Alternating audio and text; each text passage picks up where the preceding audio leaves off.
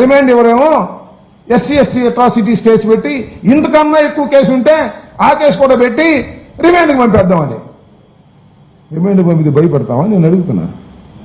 ఏమండి చంద్రబాబు నాయుడు గారు, మీరు రిమాండ్కి పంపితేను జైలుకి పంపితేను భయపడి పారిపోయేటటువంటి పరిస్థితి ఉందా ఇవాళ రాష్ట్రంలో అడుగుతా ఉన్నా. ఇంత దారుణంగా చంద్రబాబు నాయుడు గారి ప్రభుత్వం వ్యవహరిస్తా ఉంది. బాధితులే నిందితుల్ని చేస్తుంది, దోషుల్ని నిర్దోషులు చేస్తుంది. ఇది చాలా ప్రమాదకరమైనటువంటి విషయం.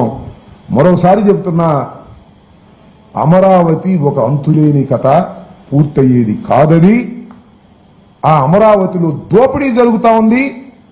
మొన్నటిదాకా ఏటీఎం పోలవరం, ఇవాళ ట్రిపుల్ ఏటీఎం అమరావతి. డబ్బులు కొట్టేసుకోవటమే, మట్టి కాంట్రాక్ట్ ఇవ్వటమే, లేదా వంతెన కాంట్రాక్ట్ ఇవ్వటమే, కమిషన్ 20% 30% తీసుకోవటమే, డబ్బు చేసుకోవటమే, సంతులు కట్టుకెళ్ళటమే. దీనిలోకి వెళ్తే వైఎస్ఆర్ కాంగ్రెస్ పార్టీ వెళ్ళి పలకరిస్తేనో, ఆ అమరావతి వెళ్తేనో మా బండారం బయటపడిపోద్ది, మా అవినీతి బయటపడిపోద్దని భయపడి ఇవాళ చంద్రబాబు నాయుడు గారు పోలీసులను అడ్డం పెట్టి, రౌడీ మోకలను అడ్డం పెట్టి మా మీద రాళ్లు వేసేటటువంటి కార్యక్రమం చేసి మా మీదే కేసులు పెట్టే కార్యక్రమం చేస్తున్నారు. నేను ఒకటి చెప్తున్నాను, చంద్రబాబు నాయుడు ప్రపంచం చూస్తుంది, మనుషులు చూస్తున్నారు, పౌరులు చూస్తున్నారు. జరుగుతున్న అన్యాయాన్ని వాళ్ళ ఒక్కసారిగా మాట్లాడలేకపోవచ్చు, కానీ మీ నిజ స్వరూపాన్ని మాత్రం ఖచ్చితంగా చూస్తున్నారు ఇవాళ ప్రజలు. దీనికి మీరు సమాధానం చెప్పుకోవాల్సినటువంటి అవసరం ఉంది అని కూడా ఈ సందర్భంగా నేను చెప్పదలుచుకున్నాను. ఇలాంటి దుర్మార్గమైన కార్యక్రమాలు మీరు చేస్తే మేము భయపడి పారిపోవడానికి సిద్ధంగా లేవని కూడా ఈ సందర్భంగా నేను చెప్పదలుచుకున్నాను.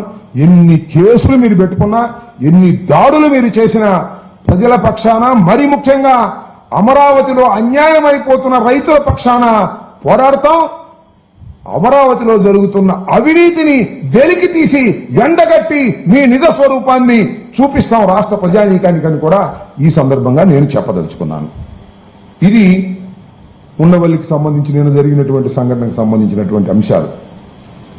ఇంకొక దీనిలో చాలా వైలేషన్స్ చేస్తున్నారు. కరకట్ట రోడ్డు విస్తరణలో